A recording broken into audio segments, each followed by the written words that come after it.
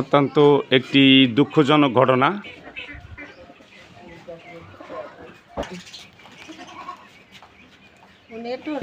এই জায়গাটা আসলে এই জায়গার নাম কি একটু বলেন? তেঁতুলবাড়িয়া 17 নম্বর নলডাঙ্গা ইউনিয়ন, তেঁতুলবাড়িয়া গ্রাম। এই গ্রামের নামই তেঁতুলবাড়ি। পাড়া এরকম নাম আছে কিনা? আচ্ছা, ঘটনাটা ঘটেছে আপনারা যে শুনছি যে ছেলেটি বউ এবং মা এবং আব্বার মেরেছে, সে বিষয়ে আপনারা একটু কিছু জানেন কিনা?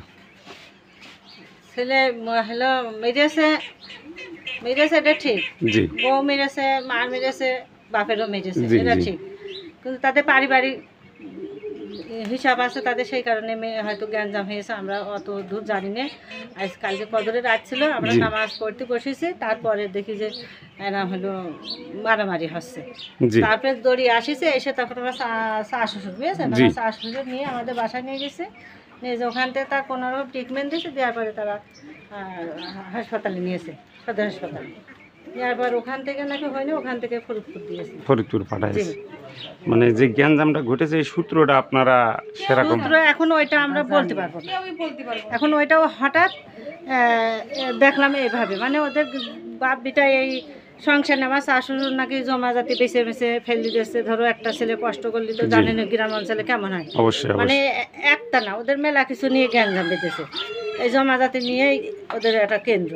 এই মুরব্বীর ছেলে কয়টা? একটাই। একটা ছেলে, মেয়ে? মেয়ে তিনটা মেয়ে।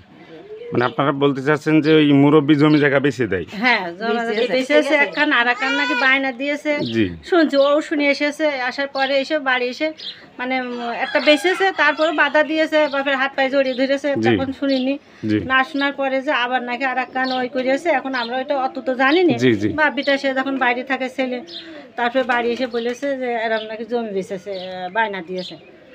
তারপরে নাকি ওই আমার শাশুড়ি বাড়ি এসেছে, সেও কোনো কথা বলিনি, অবশ্যই আসার পরই ওই জায়গায় হলো তখন মার, সে বলছে মানে মারছে কেন মানে এই জায়গাটা মারা, এই জায়গায়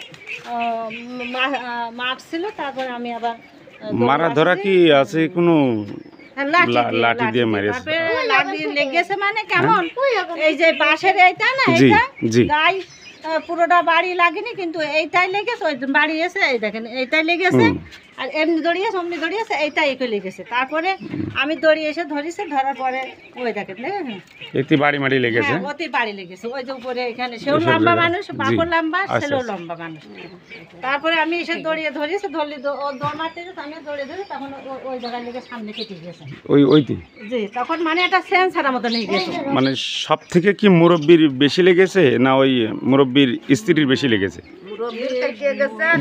কেটে গেছে, আর ওর মার ওই মানে মুরব্বীর স্ত্রী, জি, অথব তার ছেলের মার, জি, ওনার হলো পড়ে, ওই জায়গায় পড়ে গেলে ওই 3-4টে বাড়ি মেরেছে, মারার পর নাকি ভেঙে গেছে, ফরিদপুর হয়নি, আবার ঢাকায় দিয়েছে আমাদের জানা। তারা কি দুজনই রোজায় ছিল? হ্যাঁ, দুজনের রোজা ছিল, সবাই রোজা, ওনার স্ত্রী রোজা ছিল, মানে সবাই রোজা। কত কষ্ট দুঃখ করে একটা সন্তান মানুষ করে।